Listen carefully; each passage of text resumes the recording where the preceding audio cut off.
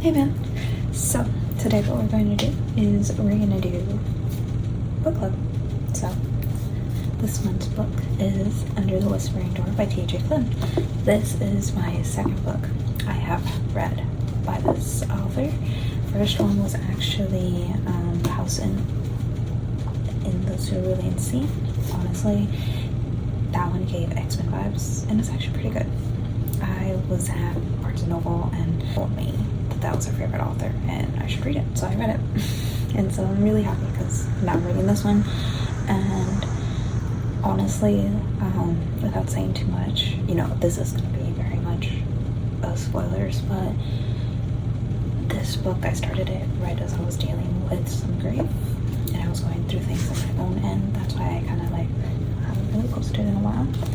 But because of that, as I read this book, as it was happening, it kind of has helped me and resolve and pass through some of these feelings in a way. So death is only just the beginning and it's a nice sentiment. So, alright. So I would say, before I start saying anything, is I finished this book a couple weeks ago. I rated it 5 out of 5 stars. I think it was genuinely a really good read out of all the books that I've read this year so far. Which is like 8. It's not a lot, but it's a lot for me because I work. But yeah, let's get into it. Spoiler warning as of now. Start off with our characters. I'll walk through some of our characters. We have Wallace, who is the main person the story is about, to but he is the main person this book is about. Then we have May. May is a reaper. And then Hugo, a ferryman. Apollo, a dog who's passed. Nelson, Hugo's grandpa who's passed. Cameron, a husk. Nancy, a living member of the person who has passed. Alan, a person who has passed. The manager, that's all you're gonna know right now. Destona, a psychic YouTuber. The past reaper has no actual name. And Husk, a person who has the ferryman usually puts a hook in them. The person who is disconnected from the hook and kind of lost their way. Alright, so now that we have a good amount of the characters explained, let's walk through. So the story starts with Wallace Price, is his name, and he's a big shot lawyer who was a co-owner of a firm. He has his 4 partners, and all he did was really work, other than eat, sleep, breathe, lawyer. That's all he did. And he was known for being cruel, selfish, work-minded, so much that it ruined his marriage. So he has been married once, and that was his ex-wife. And basically the book starts off with a woman in the firm talking to Wallace, just talking his ear off, basically saying how her life is going, her struggles, her husband recently lost her job, but it's good because she's also getting a scholarship for her kid to go to school because it's paid by the law firm. And then at least she has this job, and he's not that bad of a guy like everyone else says. And she just keeps talking. Wallace is just and so finally, and then as Wallace hears this thing, he's like, scholarship? No, we're not doing that. And so that kind of shows how sucky of a person he is and how he doesn't care. And then finally he finds a moment to interject, and as she's not stop talking, and he coldly says, "You're fired. Clear up your spot as soon as you're done. And we already hired someone." She goes off, kind of on a crazy switch, but it's worthwhile because in a normal interaction with a normal person, you're kind of oh, what? I just said all this stuff to you and you're just gonna interject saying I'm fired? Okay. And so she's freaking out, and he's you need to stop, and if you don't, you're not gonna get paid for the next 2 weeks and you're gonna be dragged out. But she doesn't stop because Wallace is a jerk. And from all of that interaction, we get this man is a jerk. The next thing we learn is that Wallace has heartburn and won't leave, and it's as he continues overworking. And next he's looking down, so he's looking down at himself, and he's like, wow, this is a dream. But then he remembers that he can't, when you're sleeping and you're dreaming, you can't really see yourself, and so he deducts that means he's dead, and that heartburn is actually a heart attack that he didn't know, because all he cared about was working. Like, literally, he would work all day, and then he would sleep, and then work more. Enter May. At the funeral, they're sitting and laughing as Wallace is watching a few people of his funeral. So at Wallace's funeral, it's only his ex-wife and his partners of his offer, as they're in a church. And Wallace is mad because no one is like feeling bad about anything or anything, and as he's listening, people are like talking badly about him. And you know, he wasn't that good of a guy. May then notices him, and he doesn't recognize her, and he was like, huh? But then he realizes that she's laughing because she can hear him freaking out. And May then was like, I'm a Reaper, you're dead, sorry it took me so long. Alright, you can stay as long as you need, because we also have to watch you go into the ground. But after that, you gotta go with me. And whenever you're ready, we can go. And they go through that. He sees himself be lowered into the ground, but still he can't believe. And honestly, like, this in itself, like, I was dealing with my own grief of losing someone I was close to. And it really helped, because not only, like, I know he didn't have anyone who cared about him, but like the idea of like seeing someone get lowered and you can't believe they're gone, you can think of the fact that maybe they're there and they're watching. But, you know, ready to head out. And so a hook shows up in Wallace's chest, and it freaks him out as he walks along with May, and he's like freaking out the whole time, like literally trying to take the hook out. He's telling him like, don't do it. And then he's also like having like mental breakdowns through it, and it makes sense. Like, you're dead. Like, genuinely, even if he was a horrible person, because he was. Everyone in the book so far tells him he's like a horrible person. Everyone looks at him. Also, he's like super rich and always nicely dressed, and he only cares about people who are nicely dressed. As he's like trying to ask questions to May, he's answering all of them, but you know, he has a very Christian-centered like way of thinking. So he's like, so are you God? And he's like, no, I'm a Reaper. And he's like, oh, where am I going? And he's like, you're going to the ferryman, you're gonna like him. And he's like, oh, is that God? He's like, no, he's just a ferryman, he's gonna get you to cross. And so we get to Charon's Crossing, which is basically this. Honestly, I really like how weird it looks. It's pretty cool.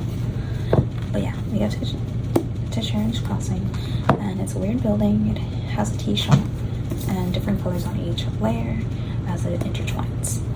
And Wallace is upset and scared as he steps in, and that's where we meet Apollo, Nelson, and Hugo. And Nelson steps out. He's wearing like jammies or whatever, and he's old, and he thinks that that's God. And he's like, oh, hi, hello, like, how can you help me? I want to go back to living. And he like gives him some dumb advice, and he's like, he follows it, and nothing happens. He just looks dumb. And that's when it shows up and says, you know, grandfather, like, chill. And he's like, oh, like, who are you? And he's like, I'm the ferryman, my name is Hugo. And he's like upset and angry, and he's like, how did I die? Like, I know, like, I want to go back to living, I want to live. It's basically like the 5 stages of like grief, I think.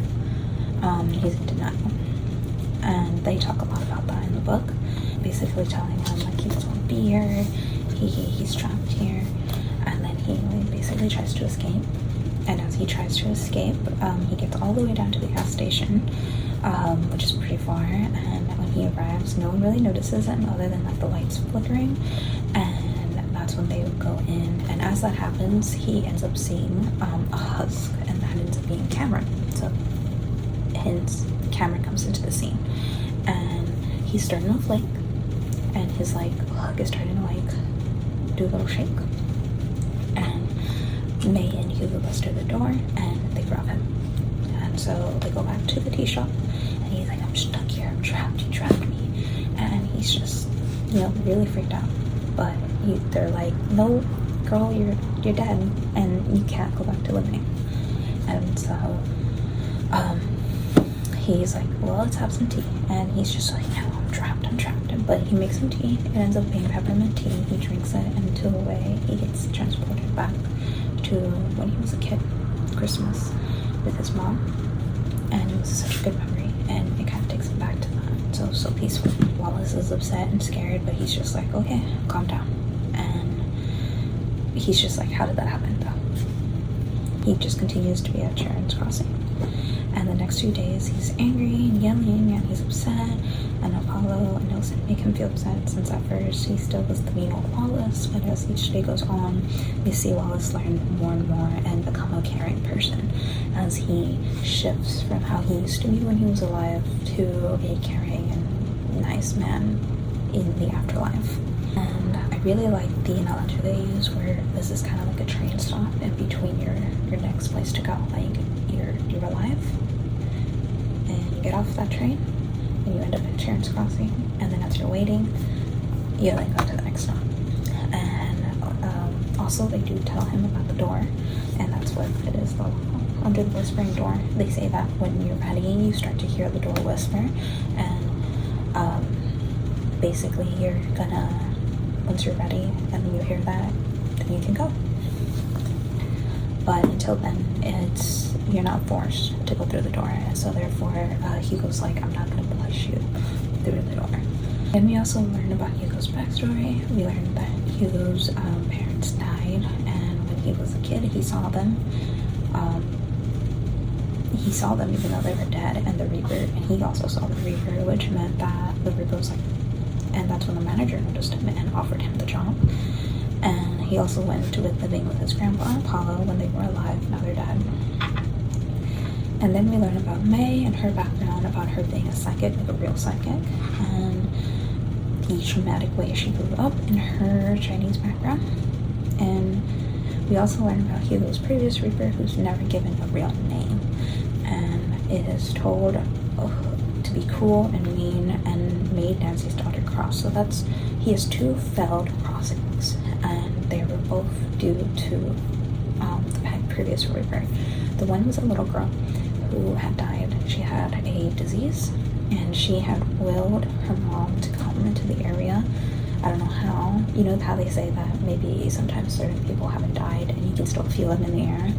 That's because she would always complain. She would talk to Hugo about herself the way that Wallace is doing it, but then she would then be like, oh, and somehow the mom felt that and ended up in Sharon's Crossing.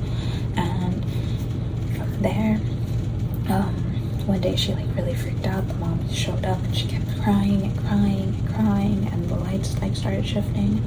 And that's when the Reaper grabbed the little girl and forced her to cross, which is horrible, especially given the fact that how Hugo says is, we're never going to force you to cross.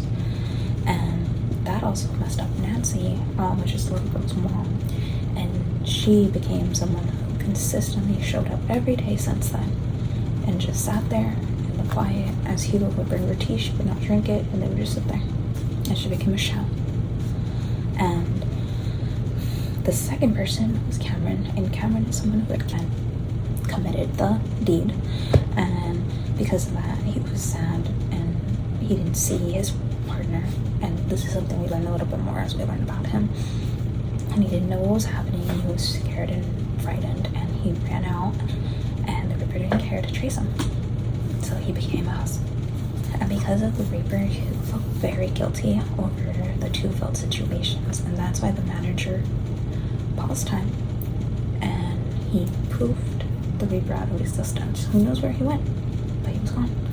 And the Reaper and the Ferryman are both alive. So Hugo and May, they're both alive. They just have a connection to the spirit world in a way.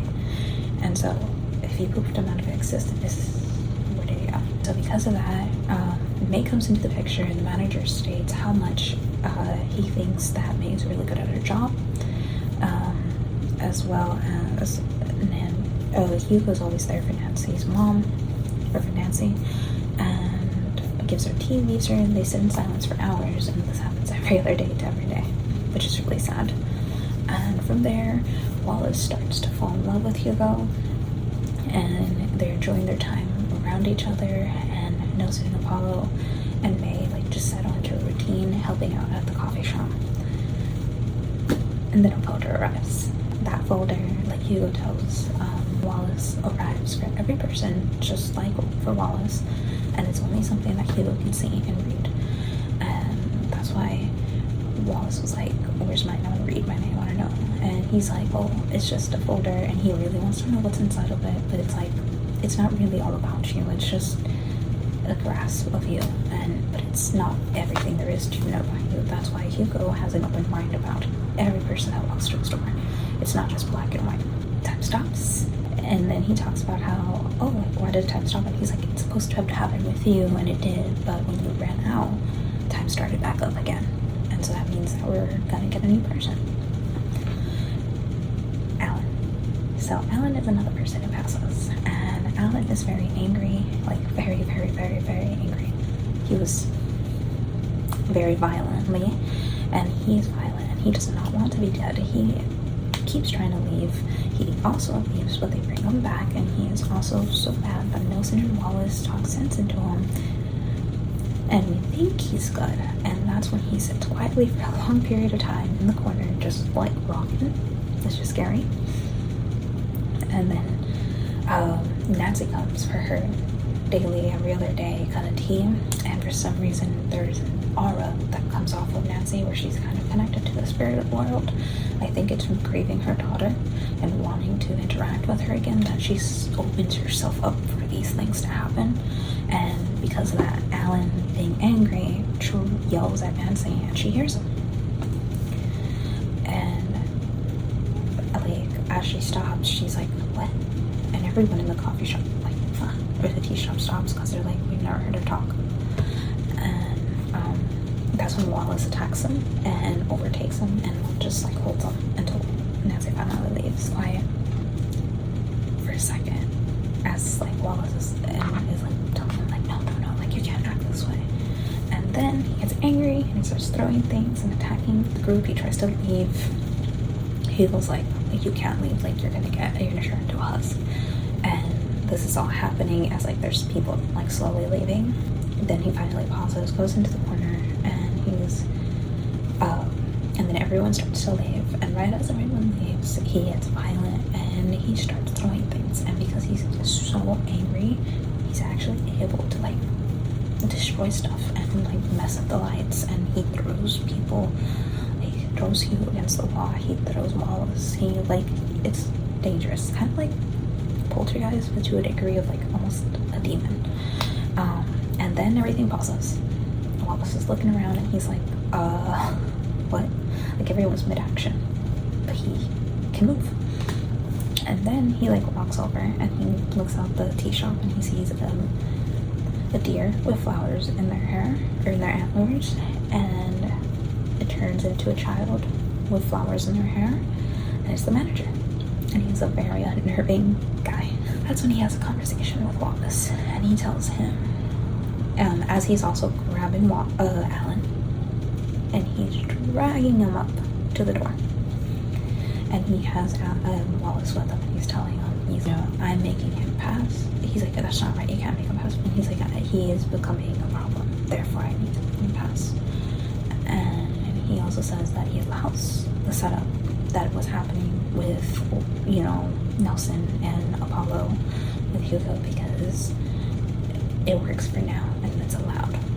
But Wallace being there is a distraction, which means he can't stay. So he has 1 week and you can't get out of it.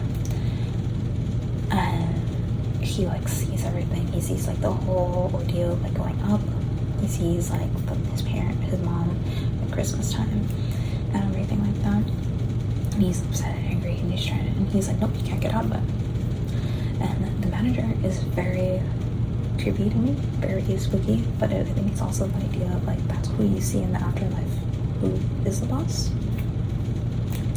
But then we have 7 days, so Wallace now has to resolve everything in his life, before he has to cross in 7 days.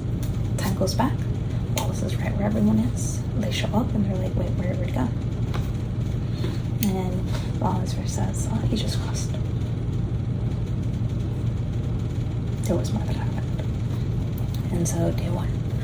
And he is snippy, mad, and a couple hours pass, and then Hugo's finally like, okay, what happened? You've been so right for the past couple weeks. What happened? And so he tells him what happened and what the manager did, and he gets angry. And he wants to try and do a plan for Wallace to stay. Because, you shouldn't be forced to cross. Day 2, they plan for Nancy to come and try and give her closure to move on with her life. Day 3 is the closure day. Wallace writes on chalk for Nancy SS Sparrow, which is important, and telling her that she has passed on. All after Desmonia comes again, and nothing happens. So they do a little seance like they did earlier in the book, and nothing happens. But then Nancy stays, and when she stays, Wallace writes on there, then he falls. But then Hugo talks to her and tells her, she was here, but she's not anymore. But she's crossed on, and she's in a better place. And Nancy finally kind of accepts it after fighting a little bit, and she's like, you know what, I'm gonna go on with my life and restart. And day 4, Hugo then calls Wallace's ex-wife, tell her that he loved her, and that even though all these things happened and he only cared about work, in reality he didn't care about her. And then Wallace reflects, and he starts hearing the door as he starts fixing everything for everybody. And on day 5, Cameron. So they're coming back from Wallace asked Hugo to take him on a little scooter ride. They see the sunset. They're coming back, and Cameron is right in front of the door as a husk. And he, that one time that they were in the tea fields, I think it was like a week ago, he falls onto him, and he sees his whole life. So Cameron had gone through a whole life. It was sad. There was a lot that happened. You would have to read more of the book to know. But Wallace feels for him genuinely, and he realizes that he was scared and he was fearful and he was terrified, and he pulls out the little anchor that's on him that keeps him in this world, and he gives it to Cameron, and he turns back into Cameron, no longer a husk, even though Wallace almost starts to float, which means they put Apollo's leash on his leg to keep him down. But Cameron comes back, and he says, he's so thankful, thank you so much, thank you. And day 6, Hugo's helping Cameron. They have a good time, they have tea, and Cameron says, hey, we're ready to go. And that's where Hugo says, shared tea once, we're strangers, tea a second time, we're friends, and shared tea 3 times, we're family. And he's like, well, that makes us. And he's like, well, we're family. And day 7. And all through this, Hugo and Wallace are falling in love, they're in love. And day 7 is his day. So Cameron has already walked through. Wallace walked up there with him, and he's like, wow. And he can start hearing the door consistently. And after waking up with Hugo, since Hugo brought him to his room, and they kind of slept next to each other, even though he can't sleep because he's dead. He just laid there. They work on spending some time together, and as everything slows, the manager shows up as they're having tea for the last time, and the manager's like, girl, you can't get out of this, you gotta go. And so he's like, fine. But then he says, you know what, I don't want to stay. But even though Hugo acknowledges, hey, you told us that the husks are unsavable, and now we were able to. And so he says, hey, you have to let us try. He's like, fine, but you still have to cross, Wallace. And so Wallace is like, fine. He floats up into the air. Everyone's running after him. The manager's going up there. You know, he gets up there ready to cross. You see the manager, who's the little boy with the flowers on his head. He looks at him and he's like, if you guys start getting the husk, you're gonna need an extra reaper. And so he starts talking to the door, and the door starts shaking, and like it sounds like it's talking back, but it's not talking in our words. And he's like talking, saying, hey, you know, hey, it's on me if something happens. I just want to see how this goes. It's different. And it says fine. The door goes quiet. Wallace can no longer hear it. And the manager says, fine. You're gonna need an extra reaper. Which means he picks the hair out of his hair and he gives it to Wallace to eat. He eats it, he coughs, he falls onto the ground, and Hugo runs over to him and he holds him. And as all this happens, he's like, all right, well, you guys have to start working soon. And he said, wait, what does that mean? And then May's like, you're touching him, Hugo. And so they're like, wait a second, like, as a ferryman, he wasn't able to touch Wallace before. And that's when he realizes Wallace is alive. And the manager tells him, you can't go back to your life. You have to stay here. You're going to be a reaper, and May's going to teach you. You have some time, because you two are, you know, a little too excited to see each other. And then when I come back, you're going to start working. And so they have a nice, like, a week to, like, be together. They won't stop kissing and doing other things. The whole group starts doing the ordeal. They get husked every so often, and they start working on getting them to cross. And as that happens, Nelson then says he's ready to go. He knows his grandson is going to be taken care of. He crosses. Somehow Wallace becomes alive again. He gets what he wanted at the beginning of going back to life, but his whole life mission switches, and it's something that isn't done regularly. So it's pretty cool. So from all of that, it's a pretty story. It helped me a lot.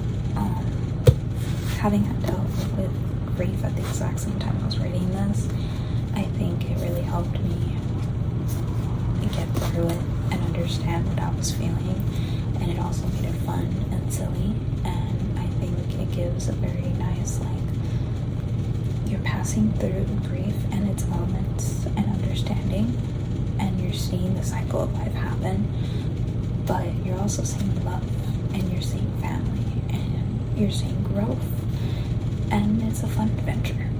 So I would say, if anything sounded interesting to you and you like spoilers that I gave you, which is basically what happened in almost the whole book, I did leave out some things.